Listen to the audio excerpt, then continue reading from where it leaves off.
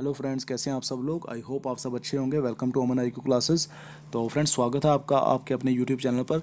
तो फ्रेंड्स, इस चैनल पर मैं लॉ से रिलेटेड, जीएस से रिलेटेड और करंट अफेयर से रिलेटेड वीडियो बनाता हूँ। उसी का उसका उनका कंटेंट मैं देता हूँ। तो अगर आप मेरे चैनल पर नए हैं तो प्लीज़ चैनल को सब्सक्राइब कर लें और मेरी वीडियो को लाइक और शेयर भी ज़रूर कर दें। तो चलिए आज की वीडियो शुरू करते हैं फ्रेंड्स। ये वीडियो जो है most important CrPC criminal procedure code के मोस्ट इम्पॉर्टेंट एमसीक्यू ऊपर मैंने बनाई हुई है। तो ये फर्स्ट वीडियो है। इस तरह अगर आप रिक्वेस्ट करेंगे तो मैं नेक्स्ट वीडियो भी बनाता रहूँगा, ठीक है। तो फ्रेंड्स, जहाँ जहाँ से जो जो सेक्शन से इम्पॉर्टेंट है, यहाँ से क्वेश्चन मैक्सिमम बार क्वेश्चन पूछा जाता है जुडिशरी एग्ज़ाम में, तो मैंने वहीं से क्वेश्चन उठाए हुए हैं, ठीक है। तो आपको वीडियो अच्छी लगे तो फ्रेंड्स प्लीज़ लाइक कर देना और अपने दोस्तों के साथ शेयर कर देना। तो चलिए फ्रेंड्स, आज की वीडियो शुरू करते हैं। फर्स्ट क्वेश्चन है हमारा, for granting pardon under section 306 of the code of CRPC 1973।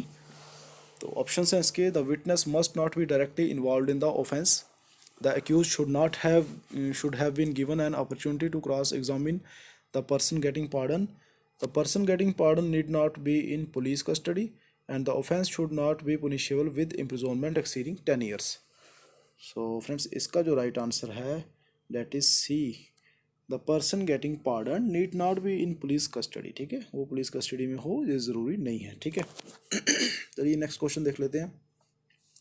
Section 311 311 of the CrPC code of criminal procedure code is confined to court witnesses, does not apply to defense witnesses, cannot be exercised after the accused had closed his defense, does not include accused as witness.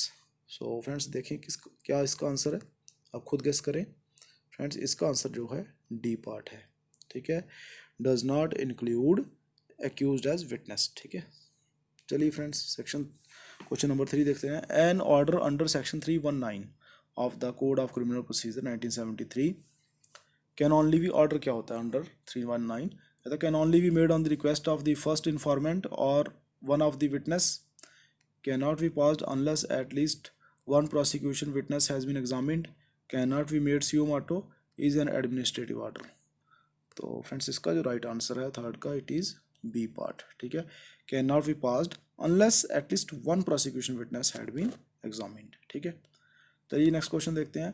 Compounding an offence under section 320 of the CRPC, compounding के लिए 320 of CRPC 1973 can only be done after obtaining the permission from the court, can only be done by the complainant, can not result in acquittal of the accused, या none of these. तो क्या है इसका answer friends? इसका answer जो है none of these है, ठीक है। नन ऑफ दीज, इनमें से कोई भी नहीं। चलिए फिफ्थ क्वेश्चन देखते हैं हम। फिफ्थ क्वेश्चन कहता है आपका, dash can proceed under section 340 of CRPC 1973 and hold a preliminary inquiry, civil court, revenue court, criminal court. तो इसका आंसर है फ्रेंड्स डी पार्ट, तीनों, सिविल कोर्ट भी, रेवेन्यू कोर्ट भी और क्रिमिनल कोर्ट भी सीआरपीसी अंडर सेक्शन 340 के proceed कर सकते हैं। चलिए सिक्स क्वेश्चन देख लेते हैं। Under section 340 of CrPC, under section 340 of CrPC the 1973 the court can move CO माटो, नॉट मूव सीओ माटो, move on the application made by stranger, move on the application made by one of the parties. So friends, इसका जो right answer है D 1, 3 and 4, ठीक है। Move CO माटो, not move CO माटो ये नहीं है, ये तीनों को स्टेटमेंट सही है। मूव सीओ माटो सेकंड, थर्ड और फोर्थ, ठीक है। चलिए नेक्स्ट देखते हैं हम सेवंथ। इफ़ ए जज dies after writing his judgment, अगर जज की डेथ हो जाती है after writing his judgment but before delivering it, तो फिर क्या होगा? The judgment will be final as long as the जज has signed it, the judgment will be final as if his successor comes and delivers it, the judgment will be considered merely as an opinion, the judgment will be final in criminal proceedings. तो friends, seventh का जो है, seventh का answer है C part आपका, ठीक है। वो उसकी वैल्यू नहीं, उसकी वैल्यू इतनी ही रहेगी, the judgment will be considered merely as an opinion. तो नए जो जज साहब आएंगे वो अपने हिसाब से फैसला करेंगे, ठीक है, लेकिन उसका ओपिनियन वो मानेंगे। जो पुरानी जजमेंट होगी उसकी गाइडलाइंस ले सकते हैं। फिर क्वेश्चन आता है ए जजमेंट। जजमेंट क्या है? Should not contain the name of the victim in case of sexual offences, includes an order of discharge, must be written in the language understood by the accused, in case of acquittal need not direct the accused to be set free. तो friends 8th का जो answer है ए part है। आपको पता होगा जो sexual offences में जो विक्टिम होती है लड़की, ठीक है, तो उसका जो नाम जो है उसमें जजमेंट में मेंशन नहीं होता। Should not contain the name of the victim in case of sexual offences. चलिए 9th क्वेश्चन हम देख लेते हैं। The maximum possible compensation awarded under section 3757 of the CRPC 1973 depends on the court in which the case is being tried. ये तो गलती लग रहा है सामने। Can not exceed the maximum fine impossible fine for the offence, can not exceed 1 lakh, can not exceed 10 lakh, depends on the description of the जज।